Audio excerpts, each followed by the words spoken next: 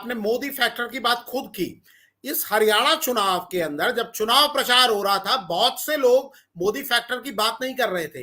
Even Bharatiya Janata party भी जिस तरह से हर बार करती रही है, इस बार प्रचार में वो मोदी फैक्टर की बात नहीं कर रही थी, क्योंकि जैसे लोकसभा चुनाव के बाद ब्रांड राहुल ऊपर छोड़ा गया था और कई सर्वे जो कई बड़े चैनलों के सर्वे एजेंसियां बैठी रहती हैं, उन्होंने तो ये भी दावा कर दिया था कि उत्तर प्रदेश में मोदी से बड़े ब्रांड या ज्यादा लोकप्रिय राहुल गांधी हो गए हैं।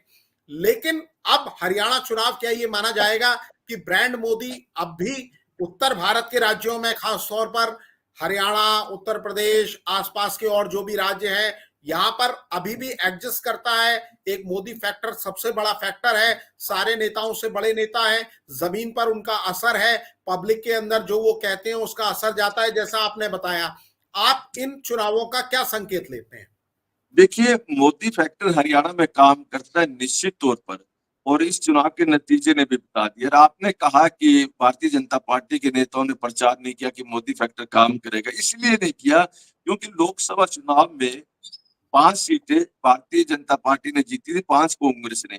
और भारतीय जनता पार्टी के नेताओं को इस बात का किसी भी तरह का इल्म नहीं था, कॉन्फिडेंस नहीं था उनके अंदर कि वो इतनी सीट यहाँ से जीत जाएंगे। यहाँ तक कि आज सुबह तक भारतीय जनता पार्टी के बड़े-बड़े नेता यह मान रहे थे कि कांग्रेस की सरकार आ रही है। उन्हें भी नहीं लग रहा था कि भारतीय जनता पार्टी की सरकार आएगी। तो हरियाणा के अंदर मोदी फैक्टर बिल्कुल काम कर रहा है, और जो चुनाव नतीजे यह भी बता रहे हैं। और जो बीसी और ओबीसी वोट है, और एक देखिए एकजुट हुए हैं और भारतीय जनता पार्टी के पास गए। बस एक आखिरी सवाल और आपसे पूछूंगा कि भारतीय जनता पार्टी निश्चित तौर पर राष्ट्रीय पार्टी है, कांग्रेस भी एक राष्ट्रीय पार्टी है, लेकिन हरियाणा में बहुत लंबे समय से क्षेत्रीय दलों की भी एक अहमियत रही है। तो इस बार जनता ने क्षेत्रीय दलों के हाथ में भी झुंझुना थमा दिया है। सीधी लड़ाई हुई है, आमने सामने की लड़ाई हुई है। आप मान रहे हैं कि आम आदमी पार्टी ने कांग्रेस का नुकसान किया है, लेकिन वरना देखा जाए तो ये सीधी लड़ाई है।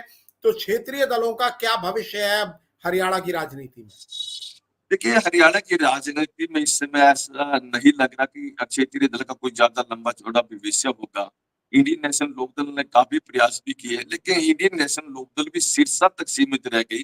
हालांकि 6-7 या 8-10 सीटों पर अच्छी वोट ली है, 4 पॉइंट कुछ वोट इंडियन नेशनल लोकदल को मिली है। लेकिन कहीं ना कहीं अब 2 राष्ट्रीय पार्टी है, कांग्रेस और भारतीय जनता पार्टी। मतदाता राष्ट्रीय पार्टी को वोट देना ज्यादा पसंद करते हैं। और क्षेत्रीय आम आदमी पार्टी की बात करें, आम आदमी पार्टी हरियाणा में दो मुंह वाली बात करती है।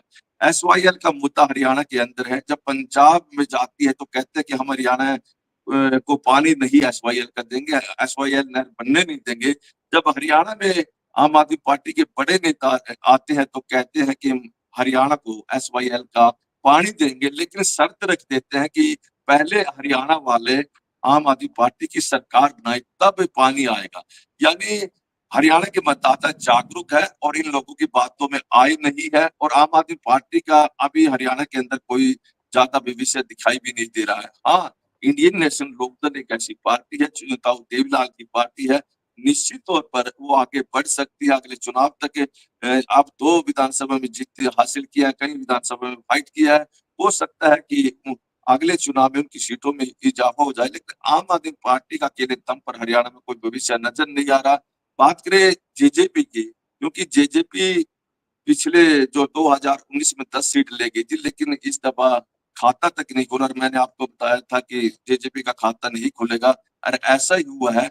और जेजेपी के जो नेता है दुष्यंत चौटाला, जाटों ने उनको नकार दिया। जाटों के नेता वो माने गए थे, लेकिन दुष्यंत चौटाला को इसलिए नकार दिया जाटों ने कि 2019 में दुष्यंत चौटाला कह रहे थे कि वो मनोहर लाल सरकार को यमुना पार कराएंगे, लेकिन जब जरूरत पड़ी विधायकों की, दुष्यंत चौटाला ने उनका समर्थन किया, उनकी 4.5 साल तक सरकार चलाई।